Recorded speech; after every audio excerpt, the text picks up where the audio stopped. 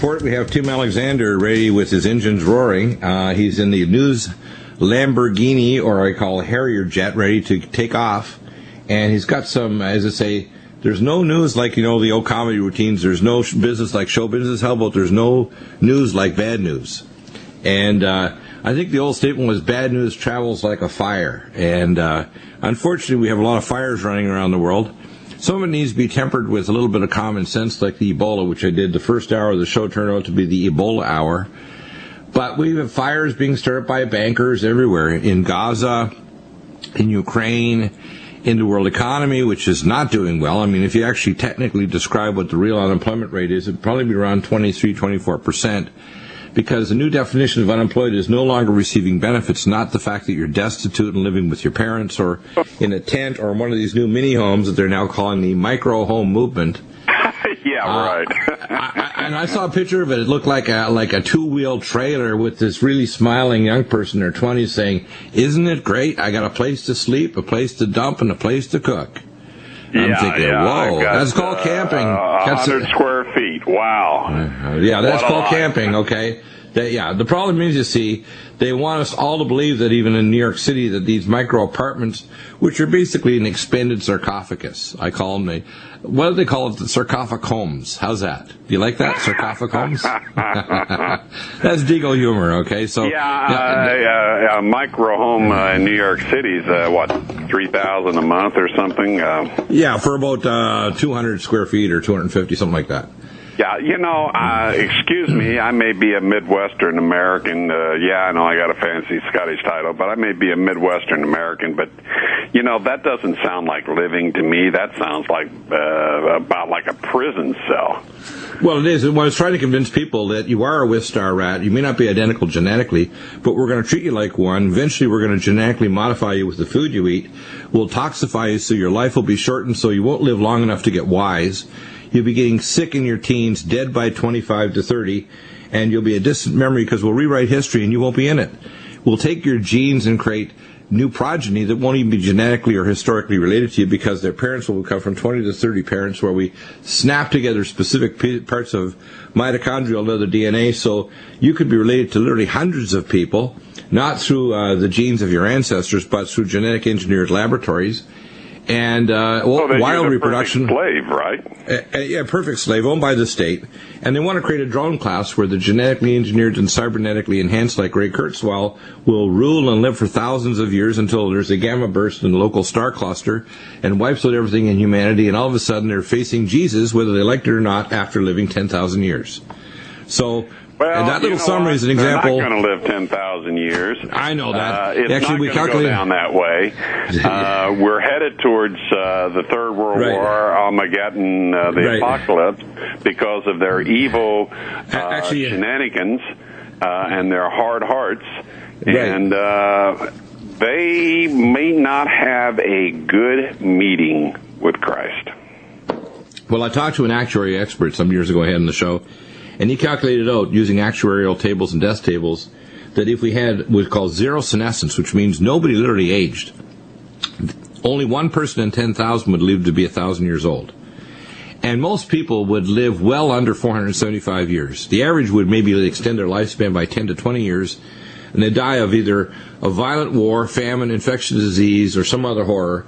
And in fact, the world that we come in the future, and then we're talking about projecting tables from the relatively safe, say, 1980s or 90s, to a world that's considerably less safe, where global bankers don't mind launching Ebola. They even have, quote, the treatment for it now being brewed up in labs like in San Diego County here and in Kentucky in the tobacco plants, when the U.S. government and the Defense Department own the patent for Ebola. Come on, don't blame Deagle and say, well, Deagle's delusional. How about you're delusional if you don't want to ask the right questions? I just linked a story, Dr. Bill. Monsanto invests in Ebola vaccination. Would you take a vaccination from Monsanto? And my answer was, hell no. Well, I've changed the name now. We have to pronounce it correctly. It's called Mount Satan. Mount Satan. Mount Satan. Yeah, they're headquartered in St. Louis. I'll tell you, they are one of the nastiest corporations on the face of this earth. Are you kidding? I thought that these people were just Yeah, like the real, just nice people. They're just saints in human form, right? Oh, yeah. Angels in human form. That's right. Well, they're angels, but they happen to have a pitchfunk and horns. Yeah, you have to put fallen in front of the word angel. Exactly. Yeah. Now let's. Before we run out of time here, I want to. There's a story I want to cover. Yeah. Iraqi Christians are fleeing, and I can't pronounce the name of this city. It's a very large city with a big minority population. You're talking Mosul? Qaraquosh.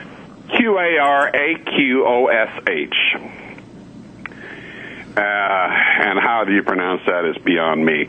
But Iraqi Christians are fleeing this area, fleeing for their lives, because ISIS has moved in, and of course they're going to chop their heads off and line them up and shoot them because they're Christian. Now we need to remember, and of course the mainstream media will not tell you this, but the information is clearly out there, that the character who is their leader, their emir, is supposedly, he's this radical Muslim Arab.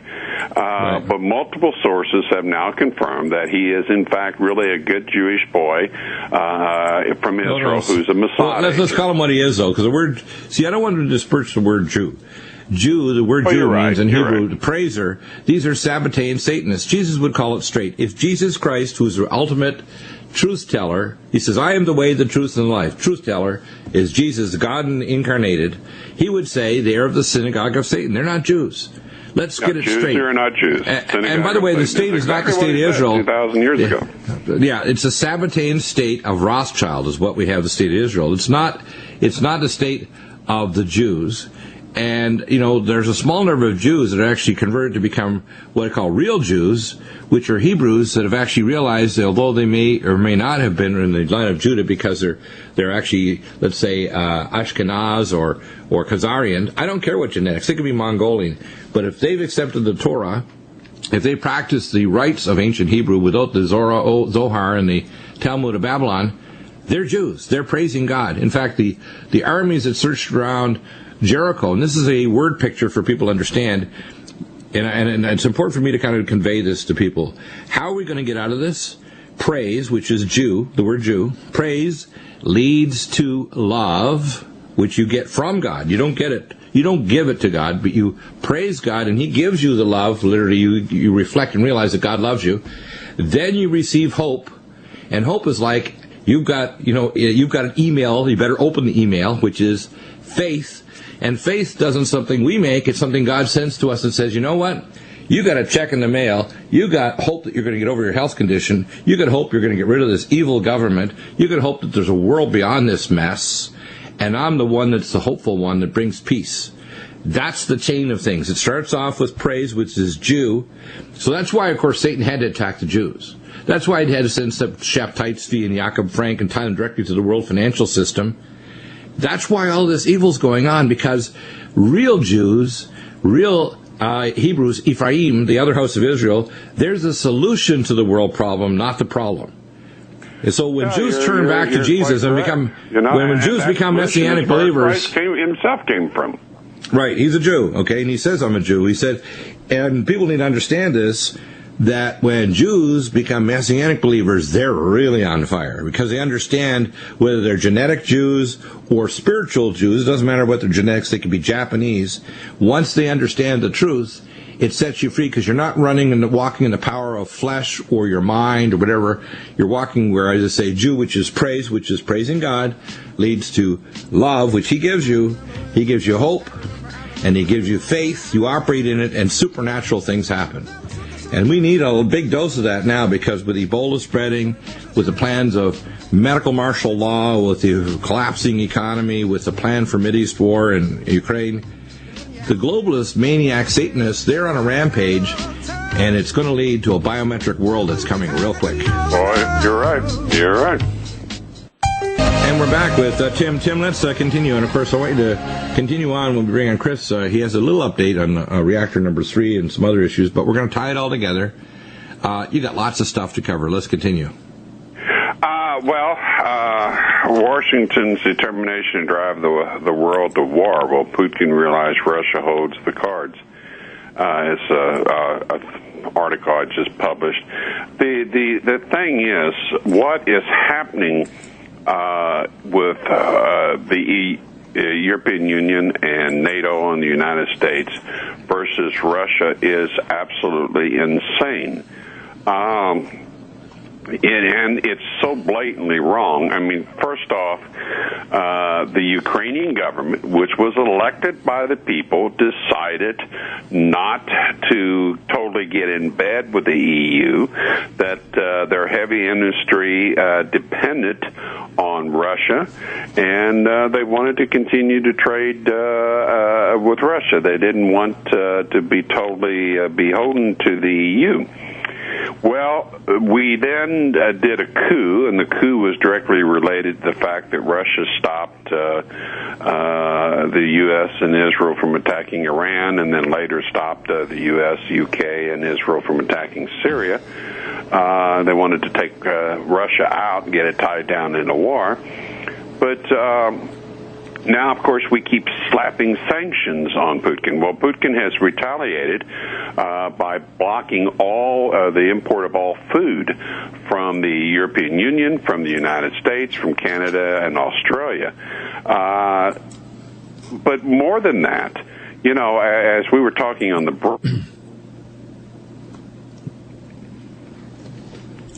I can't hear you. I guess we lost our connection with Tim. We'll have to reconnect and see if we can reconnect with Tim and continue that.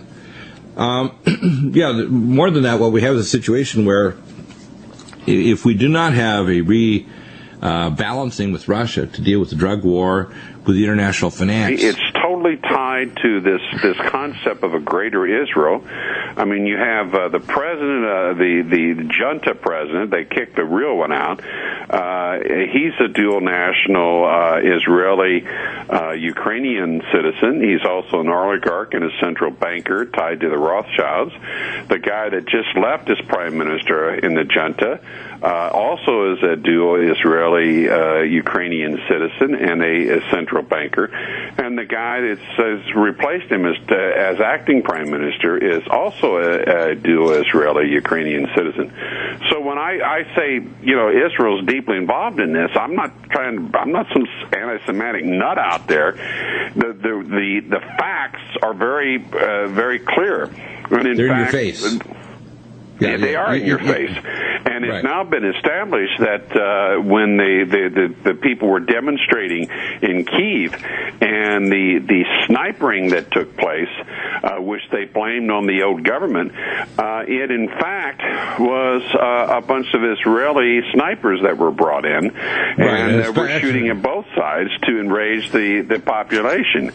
And I could go on and on. But the point, and I still believe, and now even the United States is coming to the conclusion that the Malaysian flight MH17 was shot down with a air-to-air missile. May have been additionally fired, a cannon from the plane was fired on it. But I happen to believe that it was an Israeli plane that did it, and for very good reason. And I think they thought they were getting Putin's plane because it's either one. They're connected so tightly, it's hard to say whether it was Kiev or if intelligence. Because remember now, they had to know that flight was in the area, and you know that the source of information would be Israeli intelligence. So there was some collaboration even with the Kiev government, which did have operational BUK missiles with a proper ground radar that could fully integrate the system. The rebels didn't have any capacity to knock out a jet at that altitude. And so we know it wasn't Russia. Russia would be not that stupid to shoot down a commercial airline, and not even over Russian airspace. So what we have Latin phrase, what is it, Q bono, who benefits? Russia didn't benefit from this. Temporarily, the Ukrainian government benefited by pointing the finger at Russia. But, you know, the obvious lying involved in there is not flying. They don't have absolute control now over the media because there's independent media like us. And we tend to tell the truth. And they hate that. They hate that. You know, they cook up all their lies, and then here's these characters out there like Bill Deagle and Tim Alexander and a whole bunch of other people, and we're telling the sheeple the truth. And they just hate that. I mean, just with a passion. But the reality is we are headed towards the Third World War. We're headed towards a global economic mega depression. We're headed towards various genetically engineered viruses being turned loose against the world's population to reduce it. We have this enormous nightmare in the Pacific Ocean where literally 3 China syndrome events, 3 reactors that have completely melted down.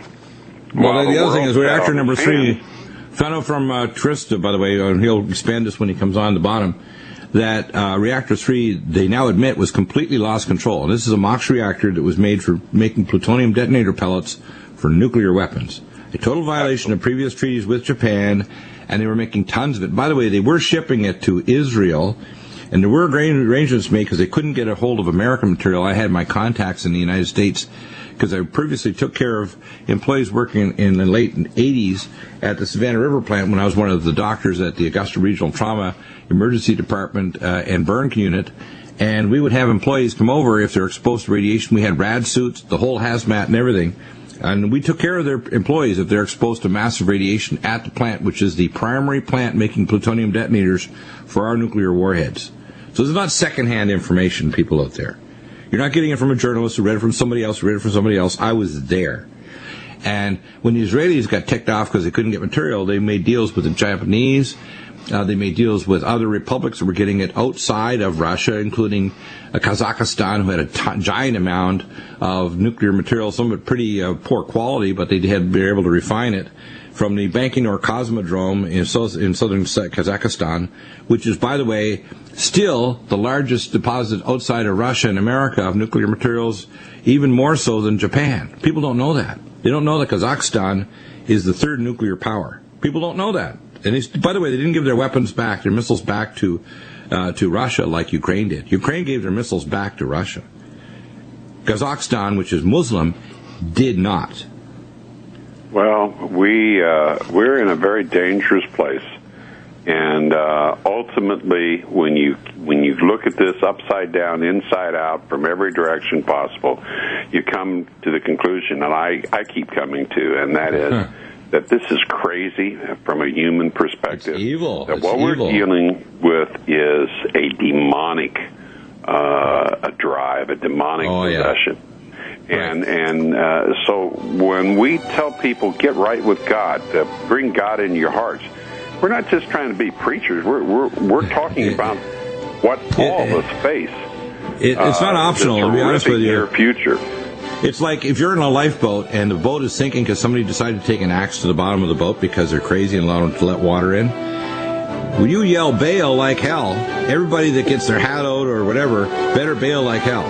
This is better pray. Well, welcome back, and we now join with Chris Harris, our nuclear expert. That's his radio name, by the way.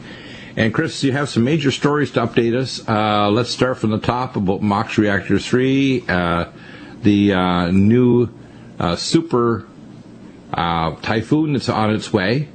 Mahong, I think it's pronounced. Tell us.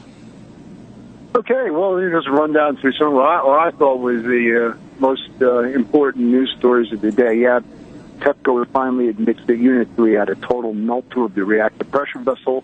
We can go a little more in detail about that later, but just say we've discussed the readings always showed that they had a complete melt-through. It means there's nothing left in the reactor pressure vessel. It's in all of the corium is in the bottom of the broken containment vessel. More on that in a bit.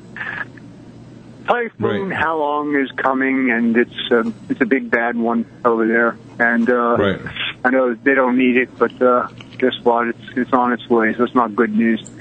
Also, TEPCO may pump and release nuclear plant groundwater. This is in from the Japan news. And by the way, a lot of this news was from, I thank my friends at simplyinfo.org. They're very good researchers, and we collaborate on a lot of stuff. So they have no more room. We've discussed that. There's no more room in those tanks that they're filling up with. But they don't have they don't have an ALPS system that's operational. They don't have any tents like I recommended 2.5 years ago, plus almost 3 years ago, that they put Kevlar spider silk tents over each facility and then filter out the air. They haven't sealed off any of the superheated steam vents under the ocean floor or back through rock systems all the way through to the tunnel systems for the subway system in northern Tokyo prefecture area. And so as a result, people take out the radiation detectors, and I've seen reports up to 2+ years ago where they see the radiation levels pop through the ceiling when they took the detector down when they're in the tube train underground in northern Tokyo. It's the largest industrial area on the earth. It's over 50 million people in the greater Tokyo area. And I don't think people grasp just how catastrophic this is. If they had a catastrophic release of radiation, how in heck are they going to get 50 million people off that island? Oh, okay. Boy, that's a tall order. I wouldn't even begin to know how to do something like that. You need a real emergency planning kind of expertise for that. Yeah. By the way, in 2011 summer, they already had a special team over there, and by 2012 summer, they actually have a permanent team there in Tokyo to try to plan evacuation of Tokyo and greater Tokyo area. Our government hasn't made any public statements. The White House, which is useless. Our military haven't made any public statements whatsoever. The Congress and Senate haven't tabled any papers on it. I mean, what the heck is going on? Are these people completely incompetent? Don't they understand we're in the tailpipe of Fukushima? We're getting all of their pollution. You know, it's almost like somebody revving their truck or their car outside your window, and it's right by your bedroom. And so you got your bedroom window open because it's hot in the summertime, and all that pollution is coming right in your window, and you're trying to tell the guy to turn off his motorcycle or his truck. And the guy just gives you the finger. Excuse me. That's what we're getting from TEPCO and also the U.S. supplier contractors that work with TEPCO. They're almost all American. Basically, most of these companies are American companies, and ultimately, guess who's going to pay the bill for this mess that's not been worked on is the American public. That's what's going to happen. And it's going to cost a lot. There's no question about it. There's no end. There's no end in sight. You start with the word B and add many billions, not millions, billions. And, of course, the damage will be in the trillions, not billions. So that's the stories. The MOX reactor thing is probably the biggest story, the Reactor 3. What's my predictions? My predictions are we're seeing a lot more activity in the Ring of Fire. We now know that there's reports now that the drought in California will increase the chances of earthquakes here.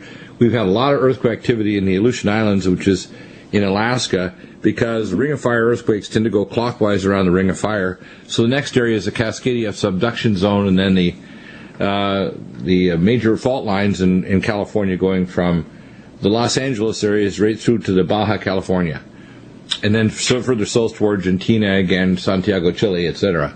So where we're headed for is we're headed for some catastrophes. If there's a major radiation release there, we're going to have a massive evacuation of Japan. Japan already, by the way, has gone into, I think, technically depression. But what they're doing is they're now printing so much money that the cost of servicing their debt is 250% of the actual GDP of Japan. So Japan's already basically being propped up, just like America, by printing money out of thin air, which is why mortgage rates have dropped. We just got notified that our mortgage rate could potentially drop by almost 0.8%, because we have good credit.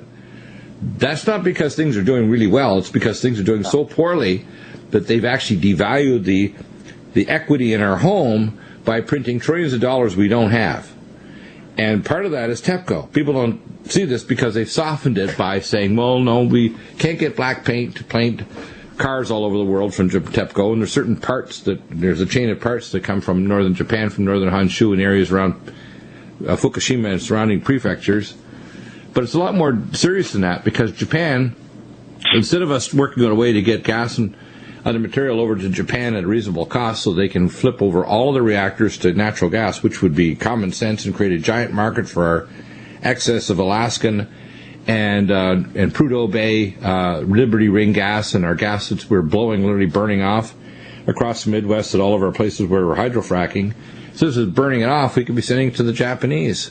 But we're not doing that. We're not even buffering to supply Europe with gas, Obama being an idiot, wants to build more old-style, stupid nuclear reactors rather than new modern nuclear fusion reactors, not even dealing with pepper bed reactors, which usually don't go hot, developed in South Africa, and won't blow up. You won't lose containment like this MOX reactor.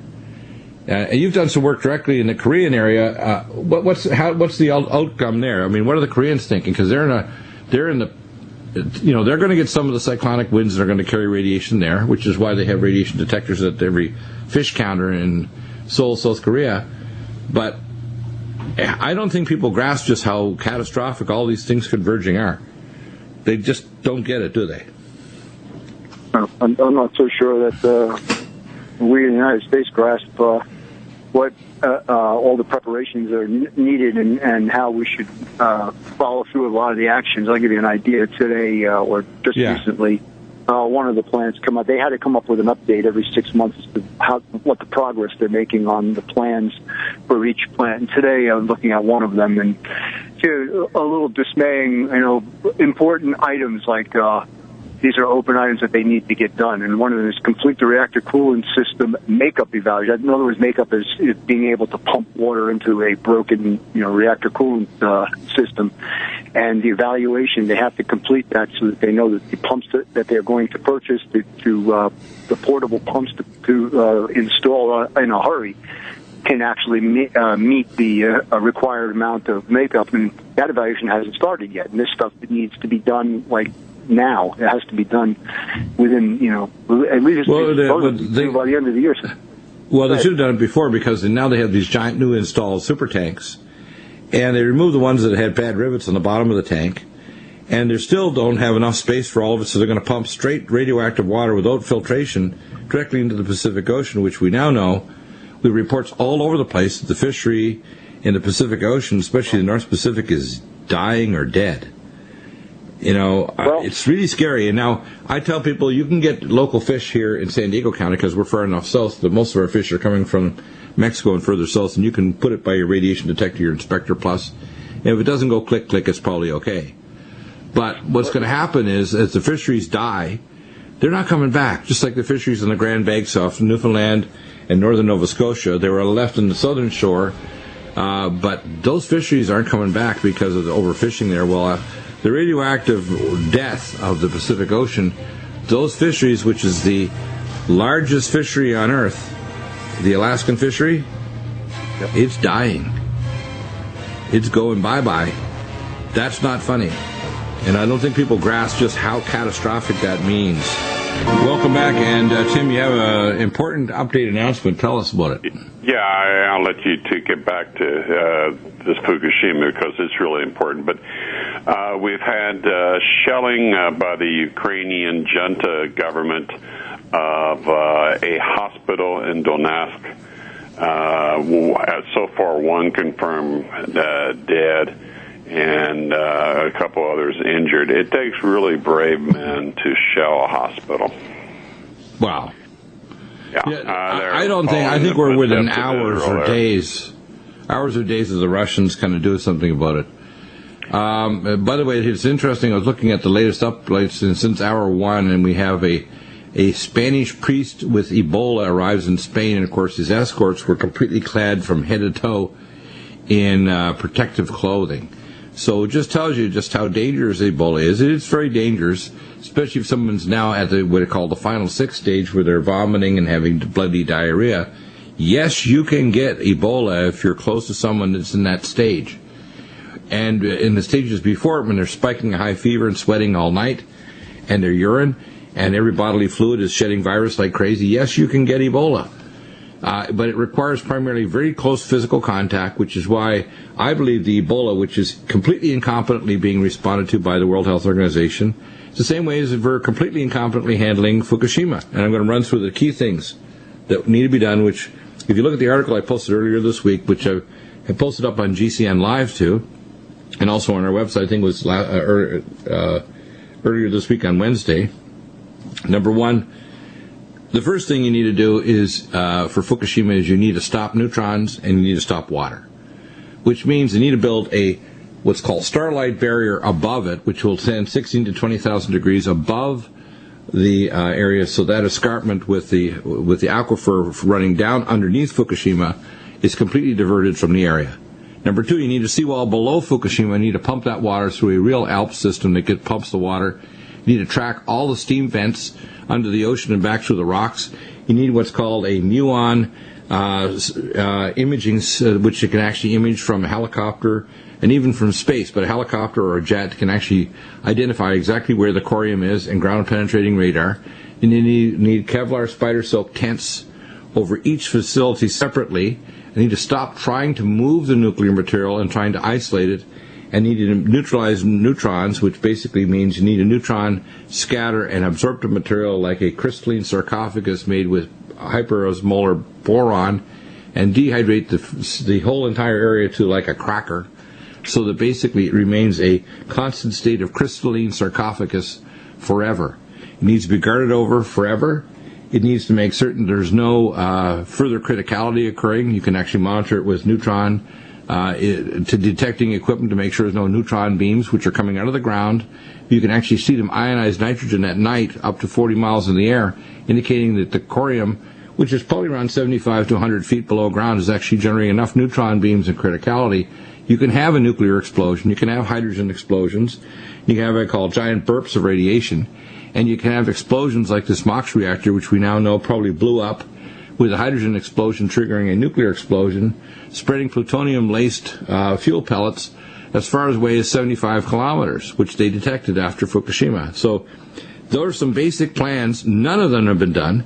We don't have any detection of water at different levels of the stream, like putting buoys, radiation buoys in the Pacific Ocean, which have been put there just like tsunami buoys or earthquake buoys. We should have radiation buoys. We should have mapping by the Air Force and the commercial airliners with data linking USB level radiation detectors in the cabins of all commercial airliners, building a radiation map at different altitudes of exactly where the plumes are going. Nobody's followed any of my recommendations at all. And these are ones that can be challenged, ones that can be scientifically validated or thrown out. I don't care. If you've got a better idea, put it out there. What do you think, Chris? Because we've talked about these for 3.5 years. I am so dang frustrated from talking to politicians and other people. I've had people as far away as Britain and the Middle East contact me to get the book, which we'll be putting out shortly, which will include our emails back and forth and other scientists. I'm getting pretty fed up. And the fact that our government and the International Atomic Energy and the Nuclear Regulatory Commission, the Japanese government, and all the U.S. contractors that are doing the work, because this is an umbrella organization called TEPCO. It's not really a separate nuclear organization. It's just almost like a business organization. This is ridiculous, isn't it? Yeah, it is ridiculous. There are so many positive steps that can be taken, and it seems that they don't want to. Well, I guess it's all about cutting costs, even though it'll cost more in the long run for cleanup. Well, you got to look at what their objective is. Their objective is they don't care about killing the Pacific Ocean, which is 1/3 of the oceans on Earth. They don't care about destroying the biological reproducibility of the population of the Northern Hemisphere. They don't care about putting up nanoparticles in the upper atmosphere that destroy the ozone layer and could kill a lot of the crops and forests. And could start forest fires everywhere, could destroy crops, because the ultraviolet light since Fukushima Daiichi now is so intense. And I know I don't sun at all, but I go out in my pool, and I do it usually after 4 o'clock. I get a tan of my feet, and my feet never get exposed to the sun more than maybe 1 minute in the afternoon after 4 o'clock. It's tanning through my pool, which never happened before. And I don't think people understand what that means. It means the plants are trying to identify and magnify enzymes to protect them. But once you reach a certain point, the plants won't be able to tolerate it, and you'll see massive crop die-off. That's dangerous, which means we can have serious, what I call super famine. And then we have climate modification. They're actually blocking high out in the Pacific. Jeff Rentz was one of the first to identify it. I've had climatologists I've talked to privately and on air that have identified, they are doing modification over the last few years. They're blocking the large storms coming in, which is why our drought in the southwest United States, from Washington State all the way through to Texas, is extreme. Some cities and towns in Texas, for example, they're days away from no water even to flush toilets. I mean, no water. The IMF came out this week. Dr. Bill, when you remove so much of that water from the from areas that are prone to earthquakes, you change the plate dynamics. Exactly. We talked about that too. You have an increased possibility of some serious earthquakes. Well, in the far west. Let me explain a few things I talked about, because I call Imagineering like Disney, okay? Because I have a background in all kinds of areas of science that's pretty whiz-bang, and I have access to knowledge that I really don't talk about often. One of the things we generate is called a positron emission tomography scanner, PET scanner. And we use cyclotrons to generate these positively charged electrons. If we could generate a positively charged electron beam, we can actually turn off fire. We talked about this the other day when I had John Bartlett up from firegel.com talking about how to protect your home. We can stop earthquakes by using noise-canceling technology to create mini-quakes instead of maxi-quakes. So if you have 500 mini-quakes a day that you can't feel, you don't have a big quake every 20 years that destroys your cities and your overpasses. With Fukushima radiation, think of every radioisotope as a diamond, and if you hit it at the right frequency, scalar subatomic frequency, you'll shatter it. Which Tesla, by the way, talked about this in letters 1922 to Madame Curie. He told him he can actually create a scalar radioisotope destroyer that would actually cure her from her exposure to radon and other radioisotopes that was turning her hand into a claw, and killed her eventually. We don't have any scientific ways that we're using common sense to actually stop the problems, and you have to say, well, why? Are they scientifically naive? Are they stupid? Or are they evil? And I think the answer you have to come to is they're evil. Because even someone with common sense would say, why aren't you doing something? Even just putting a Kevlar spider silk tent over it and filtering the air. Why don't you have an ALP system after 3.5 years that works? Why don't you have a seawall? Why don't you have a diversion system so there's no water coming down? Don't put in about an ice wall where a hot radioisotope can hit that ice wall and cause a burst reaction against it. You need something that can stand 16 to 20,000 degrees like starlight, which was developed in the 70s. That we can easily make, that could create starlight, if you want to call pylons, we can drive into the ground and create a complete diversion of the water. All these things are doable, and there's, of course, Warehouse 13 stuff. Why don't we have a muon detector? Why don't we do any of these things? And as I say, the most important thing I tell people, you might get ticked off at my fast rants and you might think I'm arrogant, whatever, I don't care. All I want you to do is don't believe a thing we say. Please, please, I beg you. Just ask better questions. And when you do, and you get as ticked off as I am, and people that listen and want to know, you might do something by calling your congressman or senator and putting a fire under their butt. You might call your people that have stocks in the company you own that actually is a supplier or a contractor to the nuclear industry. You might write letters to the IAEA or the United Nations and say, what the heck are you doing? You might write letters to Mr. Abe, this Shinrikyo cult member, as to what the heck they're doing to the Japanese people and what are they promising. Thank you for listening.